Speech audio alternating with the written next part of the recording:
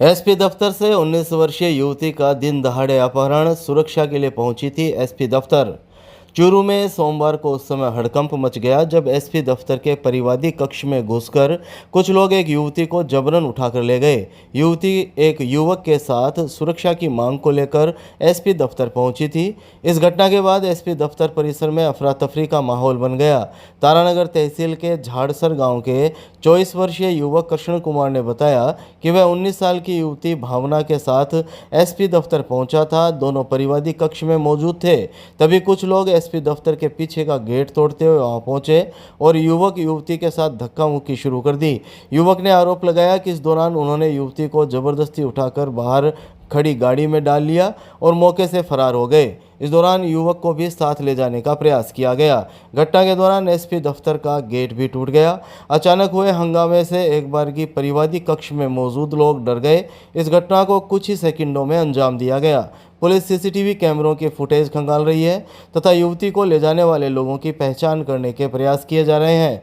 मामले को गंभीरता से लेते हुए इसकी जांच भी शुरू कर दी गई है। मेरा गांव है झाड़सर गंजिया, तहसील तारानगर, जिला चूरू। मेरा नाम है कृष्ण कुमार, सुनो बावड़लाल बालोटिया, जाति जाट। और मैं भावना सुनो दशरथ स्वामी नाथवाड़ा बीकानेर की लड़की है जो बचपन से ही सजू से रह रही है अपने नाना के पास। उससे मैंने 1.5 साल से मेरा रिलेशनशिप है, उसे मैं जानता हूँ। तो उससे मैंने शादी करके यहाँ तक आया हूँ, मतलब पेश होने के लिए। हम अंदर बैठे थे, अंदर एफआईआर जमा करवा दी थी। तो उन्होंने मेरे को बोला कि अंदर बैठ जाओ, वहाँ पीछे वाले रूम में जाके बैठ जाओ। तो हम यहाँ आके बैठ गए, हम हमारी बातें कर रहे थे। अचानक से पीछे से 3-4 लड़के आए और लड़की को उठा के सामने ले गए घसीट के, और मेरे को यहाँ से पकड़ा तो मैंने छुटा लिया, मेरे यहाँ से फट गया ये। और लड़की रोती हुई को उठा के ले गए गाड़ी में डाल के। सुरक्षा मांगने के लिए आया था। मेरे को उनके घर वालों से खतरा था। ये अफेयर लेके हम अंदर देखे, जस्ट यहाँ बैठे ही हैं आके 10-15 मिनट हुई है। इतने पीछे से लड़के उस लड़की को उठा के ले गए, गेट तोड़ के लेके गए पीछे से। कितने लोग थे अंदर? आए हैं कम से कम 4-5 आदमी आए थे, जिसमें से 3 तो गाड़ी में बैठ गए थे, 2 इधर पैदल भाग गए थे। सेठानी जोहड़ में वंदे गंगा अभियान का शुभारंभ, जल संरक्षण को जन आंदोलन बनाने का आह्वान। चूरू जिला मुख्यालय स्थित सेठानी का जोहड़ा में सोमवार को प्रदेश सरकार के महत्वाकांक्षी वंदे गंगा जल संरक्षण जन अभियान का शुभारंभ हुआ। कार्यक्रम में पूर्व नेता प्रतिपक्ष राजेंद्र राठौड़, ग्रामीण विकास शासन सचिव कृष्ण कुणाल, जिला कलेक्टर अभिषेक सुराणा, पूर्व जिला उप प्रमुख महेंद्र न्योल, भाजपा जिला अध्यक्ष बसंत शर्मा सहित जनप्रतिनिधि, अधिकारी और बड़ी संख्या में आमजन मौजूद रहे। कार्यक्रम की शुरुआत जल पूजन, पीपल पूजन और दीपदान से हुई। इस दौरान महिलाओं ने कलश यात्रा निकालकर जल संरक्षण का संदेश दिया।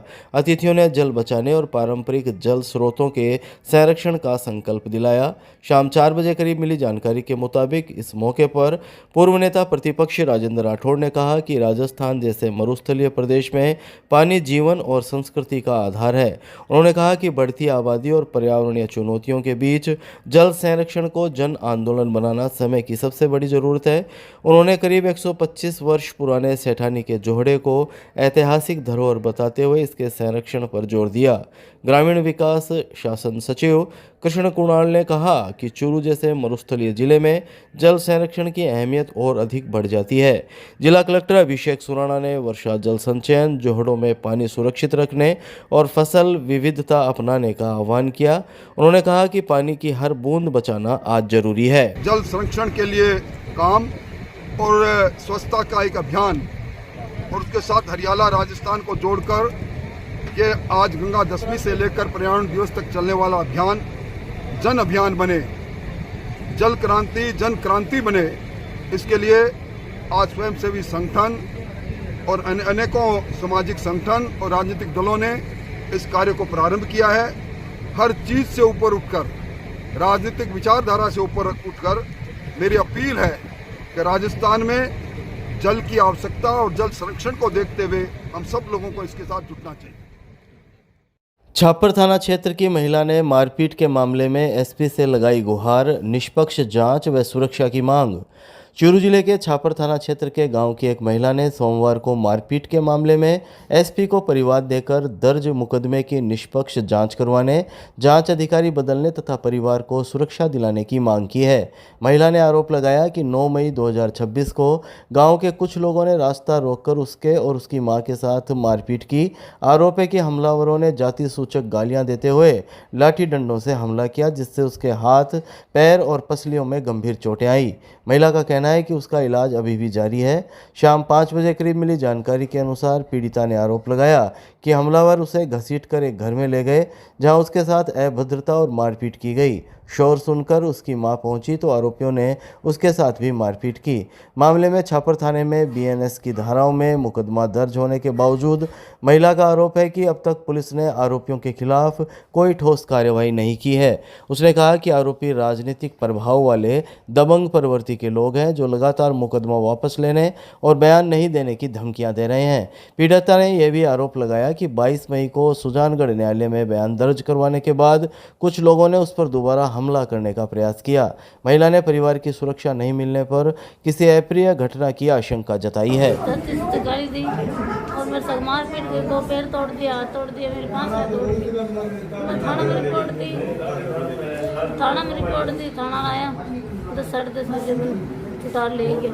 बाद में थप्पड़ ले गया, थप्पड़ में होश को नहीं नानगढ़ रेफर कर दी। सेठ टिल्लू सेठ और मुखराम सिमर, रमेश लोहार और बाबूलाल सेठ और 2 मुखराम का छोरा, 2 तिल्लू का छोरा, 1 निराण चौधरी, ठीक है, और काड़ू शिवर बाबूलाल। जमीन और घर खातर करा के मारपीट कर देंगे भाई को नहीं, और जमीन घर छोड़ दी, एक ही घर। कलेक्ट्रेट सर्किल के पास सफाई कर्मी पर हमला, अस्पताल में भर्ती। चूरू शहर के कलेक्ट्रेट सर्किल के पास सफाई कर्मी के साथ मारपीट का मामला सामने आया है। घायल को उपचार के लिए राजकीय भर्ती अस्पताल के आपातकालीन वार्ड में भर्ती करवाया गया, जहां उसका इलाज किया गया। घटना की सूचना मिलने पर अस्पताल चौकी पुलिस ने मामले की जानकारी जुटाई। सोमवार दोपहर 1 बजे करीब मिली जानकारी के अनुसार अग्रसेन नगर निवासी 31 वर्षीय कपिल मीणा नगर परिषद में सफाई कर्मी के पद पर कार्यरत है। घायल कपिल मीणा ने आरोप लगाया कि बीती रात कलेक्ट्रेट सर्किल के पास जावेद सहित 7 अन्य लोगों ने उसे रोक लिया और उसके साथ गाली गलौज शुरू कर दी। विरोध करने पर आरोपियों ने पाइप तथा थप्पड़ मुक्कों से मारपीट कर दी। अचानक हुए हमले में कपिल के शरीर पर चोटें आई और वह घायल हो गया। घटना के बाद उसे उपचार के लिए राजकीय भर्ती अस्पताल पहुंचाया गया। अस्पताल में चिकित्सकों ने प्राथमिक उपचार कर उसकी हालत सामान्य बताई है। वहीं अस्पताल चौकी पुलिस ने घटना की जानकारी जुटाई है। गांव नारसरा का युवक हुआ सड़क हादसे का शिकार, सिर में आई गंभीर चोट। चूरू के निकटवर्ती रामगढ़ से अपने गांव लौट रहा एक युवक सोमवार को सड़क हादसे में गंभीर रूप से घायल हो गया।